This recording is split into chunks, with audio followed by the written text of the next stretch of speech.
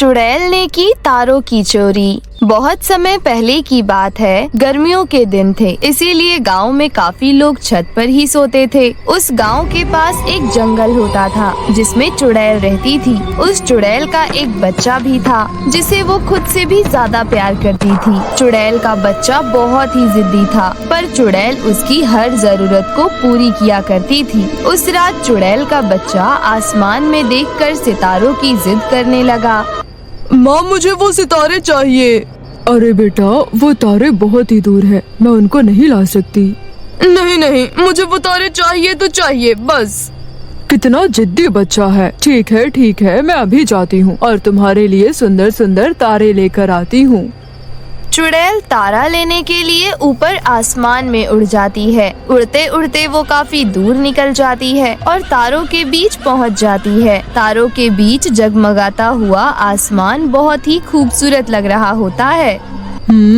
ये कितना सुंदर है। मैं ये सारे तारे तोड़ लेती हूँ और अपने बच्चों के लिए थैले में रख लेती हूँ। चुड़ैल एक एक करके आसमान से तारे तोड़ने लगती है और अपने झोले में रखने लगती है। जब चुड़ैल आसमान से तारे तोड़ रही होती है, तभी एक घर की छत पर सो रहे राजू की अचानक आँख खुल जाती है। इसीलिए वो पानी पीने के लिए बैठ जाता है। पानी पीकर वो जैसे ही वापस अपने बिस्तर पर लेटता है तो उसकी नजर ऊपर आसमान पर जाती है। ये आसमान में कौन है? ठीक से शक्ल नहीं दिख रही, पर कोई तो है। ये कौन हो सकता है? मुझे दीदी को उठाना चाहिए। राजू अपनी बहन आरती को नींद से जगाने लगता है, पर आरती इतनी गहरी नींद में होती है कि वो राजू की एक बात नहीं सुनती और सोती रहती है।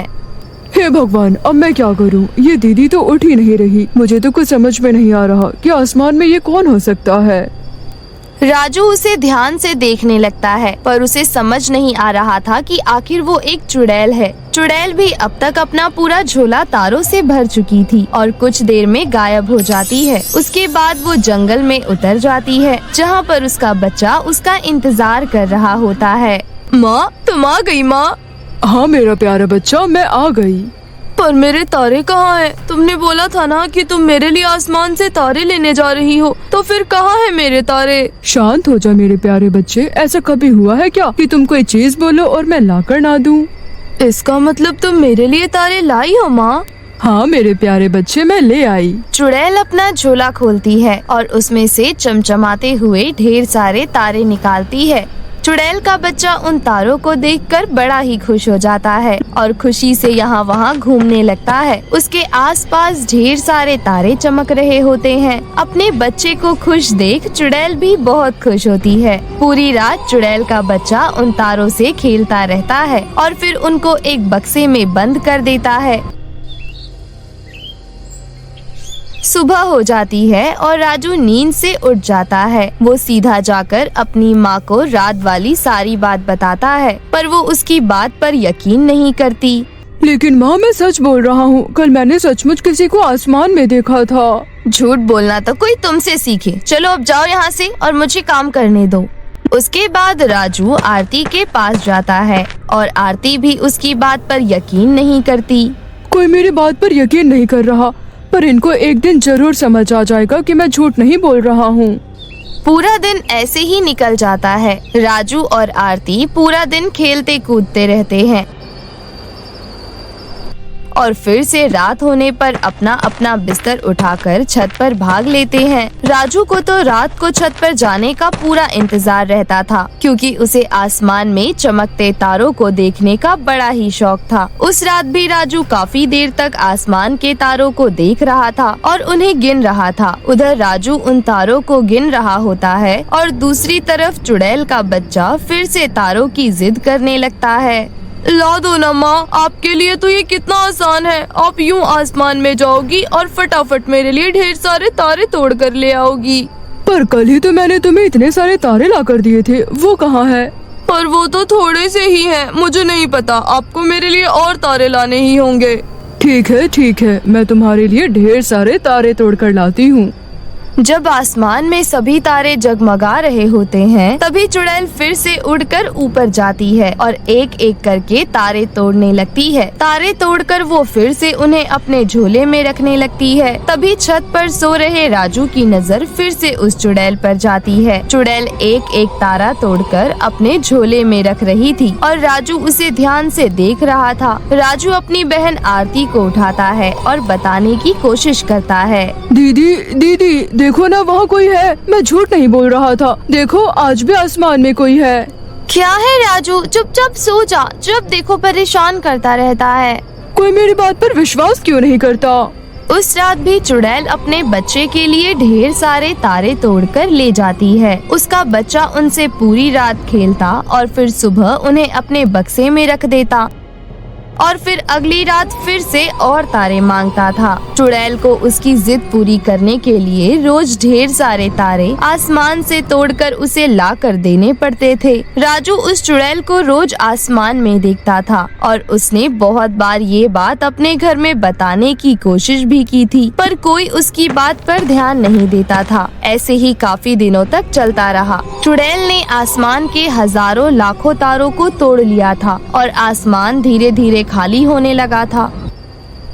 एक रात जब विष्णु देर रात घर आ रहा था तो उसकी नजर आसमान पर पड़ी। आसमान बिल्कुल खाली था और उसमें कुछ ही तारे चमक रहे थे। अरे ये क्या, आसमान में तारे ही नहीं दिख रहे। ऐसा कैसे हो सकता है? अभी तो सर्दियों के दिन भी नहीं है जो तारे ठंड की वजह से दिखाई ना दे रहे हो। इतनी गर्मी का मौसम है और आसमान से तारे गायब हैं। ये तो बहुत ही अजीब सी बात है। क्या हुआ भैया, ऐसे आसमान में क्या देख रहे हो? कुछ खो गया है क्या? आसमान के तारे कहीं खो गए हैं। ये क्या बोल रहे हो? हाँ राजेश, देखो जरा, ये आसमान कुछ दिन पहले कैसे तारों से जगमगाता रहता था और अब देखो यहाँ एक भी तारा नहीं दिख रहा। अरे हाँ विष्णु, तुम तो बिल्कुल सही कह रहे हो, लेकिन ये तारे अचानक गायब कहाँ हो गए? धीरे धीरे पूरे गांव में ये बात फैल जाती है कि आसमान से तारे गायब हो गए हैं। पूरा गांव एक जगह इकट्ठा हो जाता है और इस बात के लिए बहुत ही परेशान हो रहा होता है। राजू भी वहीं खड़ा होता है और सोच रहा होता है कि ये बात वो सबको बताए या ना बताए। पर जब सब बहुत ज्यादा परेशान होने लगते हैं तो राजू बोलता है, मुझे पता है कि ये सारे तारे कैसे गायब हुए हैं। कैसे, बताओ हमें। रोज आधी रात को आसमान में कोई आता है और तारों की चोरी करता है। ये कैसी बातें कर रहे हो बेटा, ये कोई मजाक थोड़ी है। मैं सच बोल रहा हूँ, मैंने घर पर भी सबको बताया था, पर कोई मेरी बात पर यकीन नहीं करता। मैं रोज रात को किसी को आसमान में देखता हूँ जो तारों को तोड़ कर ले जाता है, पर दूर होने की वजह से मैंने आज तक उसकी शक्ल नहीं देखी। एक बार इस बच्चे की बात पर यकीन करके देखते हैं और आज रात जाकर देख लेते हैं कि क्या सच है। हाँ, यही सही रहेगा। उस रात सभी गांव वाले छत पर चढ़ जाते हैं और आधी रात होने का इंतजार करने लगते हैं। आधी रात हो जाती है और फिर आसमान में वही चुड़ैल आती है। गांव वाले उसे देखकर दंग रह जाते हैं। वो आसमान में तारों को ढूंढने की कोशिश कर रही होती है कि कहीं उसे कोई बचा खुचा तारा मिल जाए। जैसे ही उसे कुछ तारे दिखते हैं वो झोले में डालती है और उड़ते हुए नीचे उतरती है। उसके नीचे उतरते ही गांव वालों को उसकी शक्ल दिखाई देती है और वो जान जाते हैं कि वो एक चुड़ैल है। कुछ गांव वाले चुड़ैल का पीछा करते हैं और अपनी आँखों से देखते हैं कि कैसे वो चुड़ैल झोले में से सितारे निकालकर अपने बच्चे को दे रही है। वो पूरी रात वहीं रुककर देखते हैं कि वो बच्चा उन तारों के साथ खेलता है और फिर उनको एक बक्से में बंद करके रख देता है। अब गांव वालों को सब समझ आ जाता है, पर ये समझ नहीं आ रहा होता कि वो करें तो क्या करें। ये चुड़ैल अपने बच्चे के लिए तारों की चोरी कर रही है, तो क्यों न हम यहाँ की पूरी जगह लड़ियों से जगमगा दें ताकि उस चुड़ैल से वो सारे तारे वापस ले सकें। हाँ, ये तो अच्छी तरकीब है। पूरे दिन गांव के लोग आसपास की सारी जगहों में लड़ियां लगा देते हैं और जब रात होने पर चुड़ैल और उसका बच्चा वहां आते हैं तो ये सब देखकर उसका बच्चा खुशी से पागल हो जाता है। उसके बाद जैसे तैसे हिम्मत करके विष्णु चुड़ैल के पास जाता है। चुड़ैल जी, ये सब हमने किया है। तुम लोगों ने? पर क्यों? ताकि आप आसमान के तारे वापस कर दो। देखो कैसे गांव में अंधेरा छाया हुआ है। चुड़ैल आसमान की तरफ देखती है और कहती है, तुमने मेरे बच्चे के लिए इतना किया है, ठीक है, मैं भी ये सारे तारे वापस आसमान में लगा देती हूँ। चुड़ैल वो सारे तारे वापस आसमान में लगा देती है। फिर सभी खुशी खुशी अपना जीवन व्यतीत करने लगते हैं। कॉलेज में चुड़ैल का साया। वर्षा नाम की लड़की का नया कॉलेज में एडमिशन होता है। कॉलेज गांव से दूर होने की वजह से वर्षा को कॉलेज के हॉस्टल में रुकने का फैसला करना पड़ता है। बेटा वर्षा, तू अकेली हॉस्टल में कैसे रहेगी? ओह मम्मी, अब मैं छोटी नहीं रही, आप मेरी चिंता मत करो। बेटा फिर भी माँ हूँ, फिक्र तो रहेगी ना। चल अपना ध्यान रखना। फिर वर्षा हॉस्टल पहुँच जाती है। उसे वहाँ एक कमरा मिल जाता है। फिर रात होने पर अचानक अरे ये खिड़की कैसे खुल गई? और फिर वर्षा खिड़की बंद करके दोबारा लेट जाती है। थोड़ी देर में उसकी चादर कोई खींचने लगता है। कौन है? कौन है? फिर वर्षा लाइट जलाकर देखती है पर उसे कुछ नहीं दिखता। अरे यहाँ तो कोई भी नहीं है। लगता है मैं पहली बार घर से आई हूँ, इसलिए मुझे वहम हो रहा है। चलो सो जाती हूँ। वो फिर से लाइट बंद करके लेट जाती है। फिर कुछ देर बाद भूतिया आवाज आती है पलंग के नीचे से। वर्षा, वर्षा, वर्षा। वर्षा के पसीने छूट जाते हैं। वो बहुत डर जाती है। कौन है यहाँ? वर्षा फिर से झट से उठकर लाइट जलाती है और पलंग के नीचे डरते डरते देखती है। उसे कुछ नहीं दिखता। उफ, मैं भी ना, ये सब मेरे मन का भ्रम है। मुझे इन सब चीजों को इग्नोर करके सो जाना चाहिए। मुझे बस वहम हो रहा है। फिर जैसे ही वर्षा उठती है, उसकी चीख निकल जाती है। उसके पलंग पर एक खतरनाक चुड़ैल बैठी होती है। वो बोलती है, हा हा हा हा हा, मैं कोई वहम नहीं हूँ, मैं चुड़ैल हूँ। चुड़ैल जी, आपको मुझसे क्या चाहिए? मैं तो गांव की सीधी साधी लड़की हूँ, मुझे जाने दो चुड़ैल जी। मुझे तू चाहिए।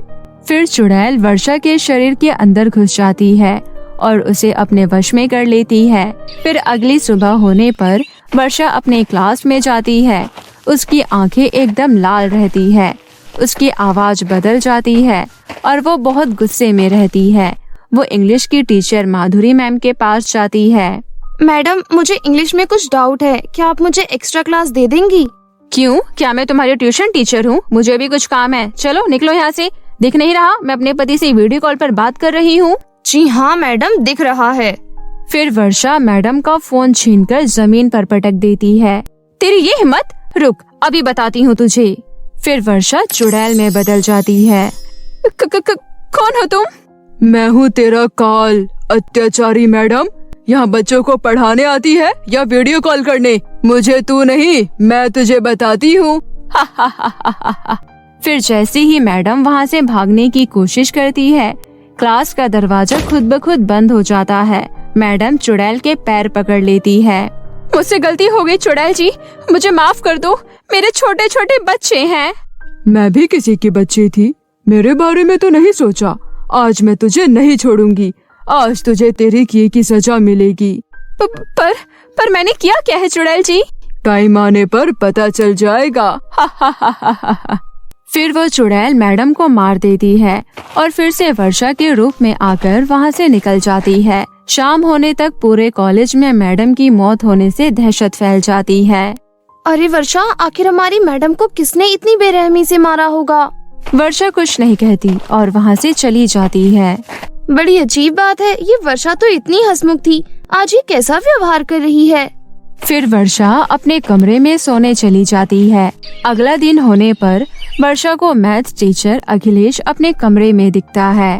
Maths teacher Akhilesh ji? अब बोलो वर्षा, क्या बात है? सर, मुझे मैथ्स में कुछ डाउट है, क्या आप क्लियर कर देंगे? क्लास में कहाँ ध्यान रहता है तुम्हारा? मेरे पास इतना टाइम नहीं है, चलो निकलो यहाँ से। वर्षा को गुस्सा आ जाता है और वो चुड़ैल बन जाती है और वर्षा को देखकर अखिलेश सर के पसीने छूट जाते हैं और वो कांपने लगता है। कौन हो तुम? मुझे माफ कर दो, मुझे माफ कर दो। बताओ तुम्हारे क्या डाउट है, मैं अभी क्लियर कर देता हूँ, पर मुझे माफ कर दो। डाउट क्लियर नहीं, आज तेरे पाप क्लियर होंगे जुल्मी टीचर। हा हा हा हा हा। फिर चुड़ैल उसे मार देती है और पंखे से लटका देती है। फिर वो वर्षा के रूप में आकर वहाँ से निकल जाती है। उसे निकलते हुए राधा देख लेती है। वर्षा, ए वर्षा, वर्षा! वर्षा उसकी आवाज नहीं सुनती और वहाँ से निकल जाती है तो उसकी चीख निकल जाती है। ये क्या हो रहा है हमारे कॉलेज में? कल मैडम और अब दूसरी सर, आखिर ये सब क्या हो रहा है? मैडम का तो मुझे पता नहीं, पर लगता है सर ने मैडम के दुख में फांसी लगा ली। राधा, क्या तुमने कुछ नहीं देखा? सबसे पहले सर की लाश तुमने ही देखी थी। देखा तो मैंने वर्षा को था, पर मेरे पास कोई पुख्ता सबूत नहीं है। पहले मुझे खुद से पक्का करना होगा कि इन सब के पीछे कौन है, तभी कुछ बोलने का फायदा है। कहीं वर्षा मेरी जान की दुश्मन ना बन जाए। पता नहीं मुझे, मैं यहाँ से जा रही थी, तब मैंने सर को पंखे से लटके हुए देखा और मेरी चीख निकल गई। फिर अगले दिन वर्षा साइंस की टीचर गरिमा के कमरे में जाती है। उसका पीछा राधा कर रही होती है। वर्षा टीचर के कमरे में घुस जाती है। राधा खिड़की के पास छिप जाती है और सब कुछ देख रही होती है। गरिमा मैडम, मुझे कुछ डाउट है, क्या आप मेरी हेल्प कर देंगी? नहीं, निकलो यहाँ से, मेरा वैसे ही दिमाग खराब है। पता नहीं सारी टीचर्स को क्या हो रहा है, भगवान जाने कब किसका नंबर आ जाए। जाओ यहाँ से। फिर टीचर अपनी अलमारी की ओर बढ़ जाती है। आज तो तुम्हारा नंबर आ गया मैडम जी। और फिर जैसे ही टीचर पीछे मुड़ती है, वर्षा एक चुड़ैल में बदल जाती है। उसको देखते ही राधा की आंखें फटी की फटी रह जाती है और टीचर थर थर कांपने लगती है। तुम्हारा काम है बच्चों को पढ़ाना और तुम यहाँ बैठकर दिन भर आराम करती हो। आज मैं तुम्हें ठीक से ही आराम करवाती हूँ। फिर चुड़ैल मैडम का गला दबाकर उसे मारने लगती है। पीछे से राधा आकर एक रस्सी से चुड़ैल को बांध देती है।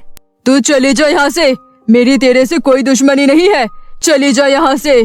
तभी वहाँ थोड़ी देर में सभी कॉलेज के टीचर्स और स्टूडेंट इकट्ठा हो जाते हैं। नहीं, तुम कौन हो पहले ये बताओ। मेरे पापा एक सिद्ध तांत्रिक हैं, मैं उनको बुलवाकर तुम्हें भस्म करवा दूंगी। बताओ तुम टीचर्स को क्यों मार रही हो? नहीं, ऐसा मत करना, मैं बताती हूँ।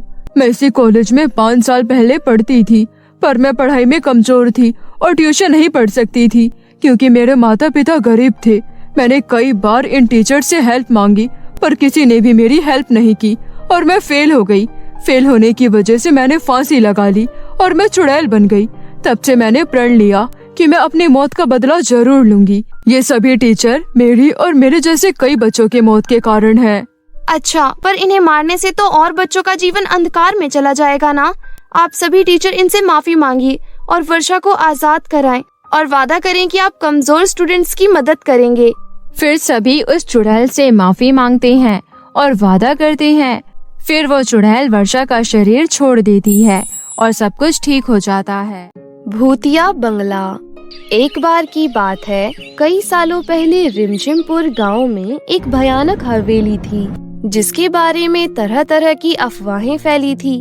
हर किसी का मानना था कि उस हवेली में कोई चुड़ैल का साया है। काफी बार गांव वालों को वहां पर चुड़ैल के होने का एहसास भी हुआ था। एक बार गांव के लोग गांव के चौराहे पर बैठकर सभी हवेली के बारे में बातें कर रहे थे। अरे भैया, हवेली में भूत का साया है, मैं खुद किसी साये को हवेली में जाते हुए देखा हूँ। अरे नहीं मोहन भैया, वहाँ भूत का नहीं, वहाँ पर चुड़ैल का साया है। मैंने 2 पायलों की आवाज सुनी है। अरे नहीं चचा, वहाँ चुड़ैल भूत नहीं बल्कि राक्षस का साया है। बात तो सही है, मैंने भी हंसने की बहुत आवाज सुनी है। जमींदार साहब, आपको हवेली और गांव के बीच में मजबूत दीवार बना देनी चाहिए। कम से कम ये भूत हमारे बच्चों को तो नुकसान नहीं पहुंचाएंगी। ना जाने हवेली में भूत है कि चुड़ैल, लेकिन एक बार जब मेरे पति लकड़ियाँ काट रहे थे तो उनकी कुल्हाड़ी नीचे गिर गई और अचानक कुल्हाड़ी ना जाने कैसे उड़ते हुए वापस उनके हाथ में आ गई। मेरी तो डर के मारे जान ही निकल गई थी। हाँ बिटिया, सच कहती हो, वहाँ कोई है जिसने हमारी सहायता की और मेरी पोती तालाब में डूब गई थी। अचानक तेज हवा चली और मेरी बेटी तालाब से उड़ती हुई बाहर आ गई।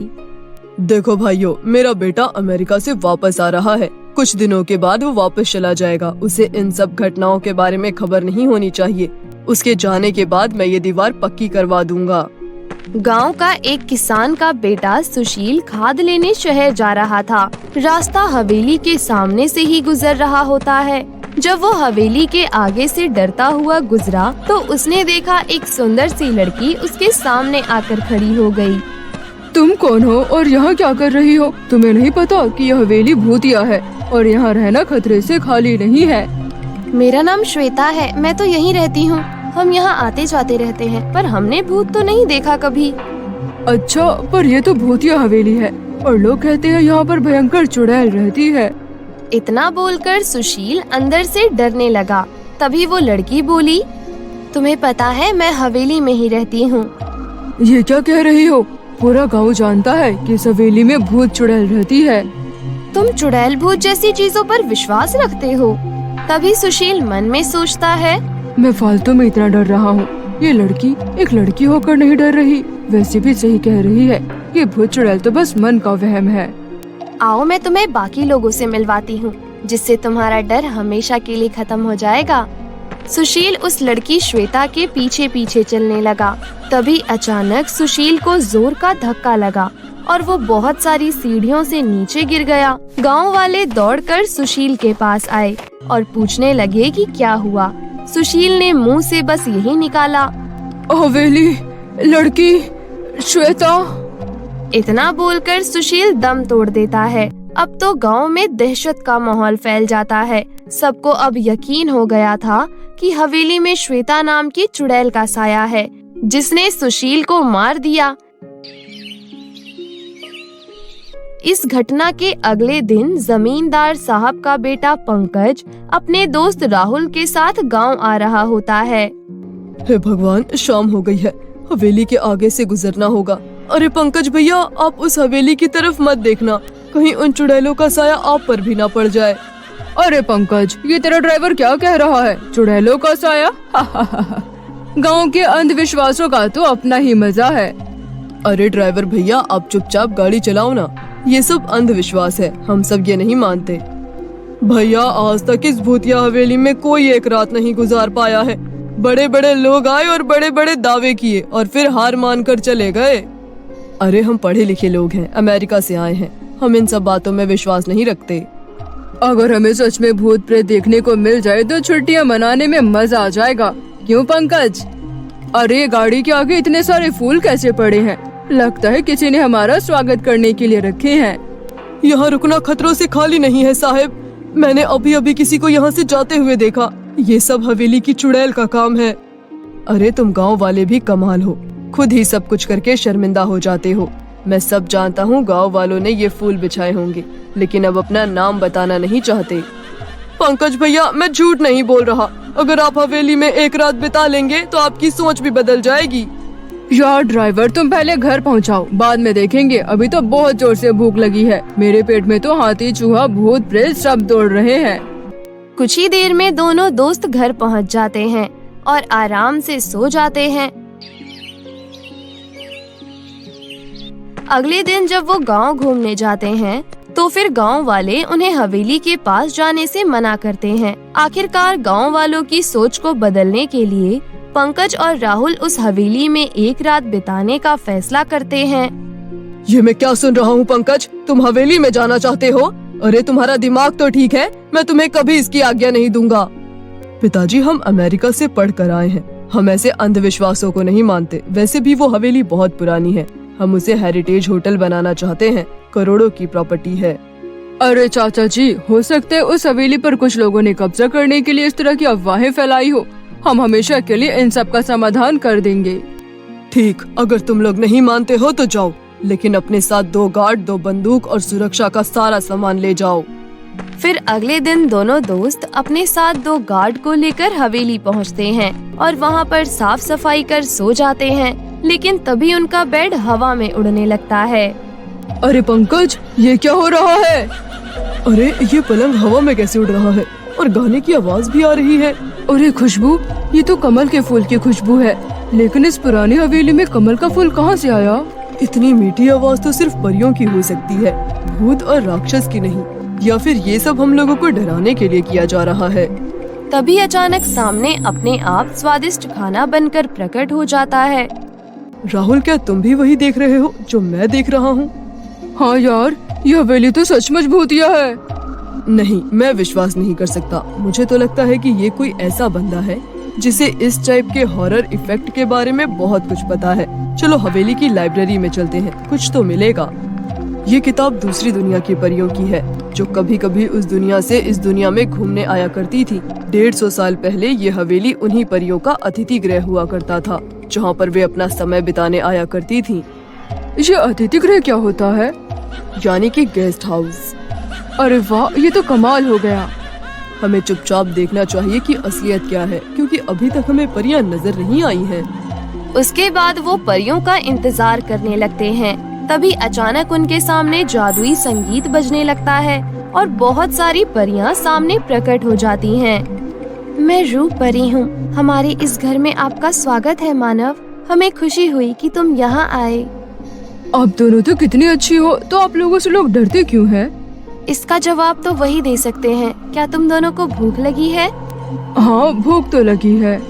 उसके बाद परियां दोनों को स्वादिष्ट व्यंजन खिलाती हैं। फिर कहती हैं, क्या तुम हमारी मदद करोगी इस हवेली की सफाई करने में?